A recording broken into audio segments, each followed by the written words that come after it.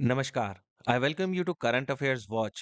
I'm Amit Jaspal, your mentor to global current events. अब देखिए आज की जो न्यूज़ ये आ रही है कि इसराइल के ऊपर ना बहुत ज़्यादा दबाव पड़ रहा है जब से उसके जो 3 होस्टेजेस हैं उन्होंने उनको मार दिया गया है आईडीएफ के द्वारा। जो सबसे ज़्यादा इस टाइम प्रेशर आ रहा है वो यूरोप की तरफ से है क्योंकि गाज़ा में अभी तक लड़ाई को चलते हुए 10 हफ्ते हो चुके हैं। जो 3 होस्टेज मारे गए हैं इज़राइल के उनके नाम हैं आई जस्ट होप मैं इनके नाम ठीक प्रोनाउंस कर रहा हूँ क्योंकि ये हिब्रू के वर्ड्स हैं और इनके नाम हैं एलोन शामिरेज, योटोम हाइम और सामेर तलाका। तो जो इज़राइल के जो प्रोटेस्टर्स वहाँ पे अभी तक प्रोटेस्ट कर रहे हैं ना, वो अपनी गवर्नमेंट इज़राइली गवर्नमेंट पे बहुत ज़्यादा दबाव डाल रहे हैं सीज़ फायर के लिए। इज़राइल के ऊपर एक और बहुत ज़्यादा प्रेशर पड़ने वाला है जब मंडे यानी आज ही US defence secretary Lloyd Austin Israel आएँगे और ज़ाहिर-सी बात है कि उनकी मुलाकात प्राइम मिनिस्टर नेतन्याहू से होगी।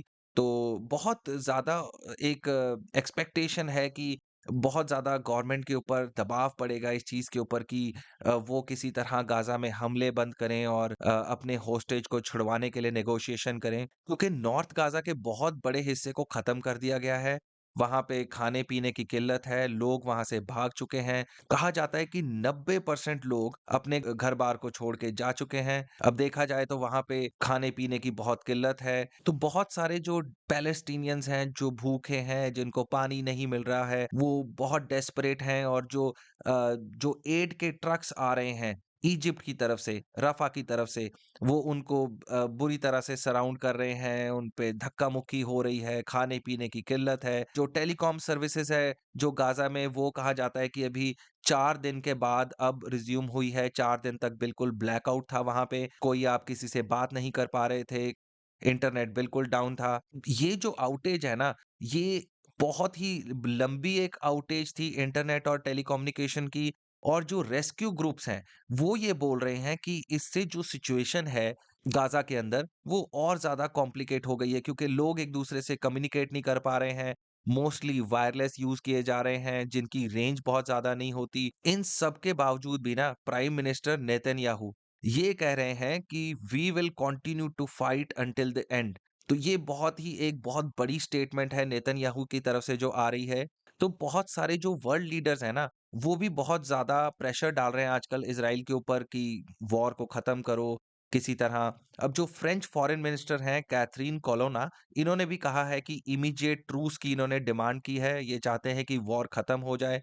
अब जो ये फ्रांस के सिटीजन्स मारे जा रहे हैं, तो फ्रांस ने भी इज़राइली अथॉरिटीज़ से पूछा है कि भाई आप बताओ हमें कि हमारे कहाँ पे हैं ये सिटीजन्स और जो मारे जा रहे हैं। तो एक तरह से फ्रांस की तरफ से भी ना बहुत ज़्यादा दबाव है इज़राइली गवर्नमेंट पे कि वो किसी तरह इस वॉर को ख़त्म करे। यूके और जर्मनी के भी फॉरेन मिनिस्टर्स ने कहा है कि एक सस्टेनेबल सीज़ फायर की बहुत ज़्यादा ज़रूरत है क्योंकि बहुत ज़्यादा सिविलियंस मारे जा चुके हैं। हमास ने कहा है कि अब हम कोई होस्टेज नहीं रिलीज़ करेंगे जब तक कि ये वॉर ख़त्म नहीं हो जाती और उनका ये कहना है कि जब भी हम अगर हम छोड़ते हैं तो इसके बदले वो बहुत ज़्यादा हाई प्रोफाइल मिलिटेंट्स और बहुत ज़्यादा जो उनके सिविलियन प्रिजनर्स हैं या जो उन जिन्होंने अटैक किया था या जो अभी तक इज़राइल ने जिनको भी बंदी बनाया है वो चाहते हैं कि वो उनको छोड़ें और इसी लाइन में जैसे कि वर्ल्ड लीडर्स कह रहे हैं इज़राइल को कि ट्रूस चाहिए।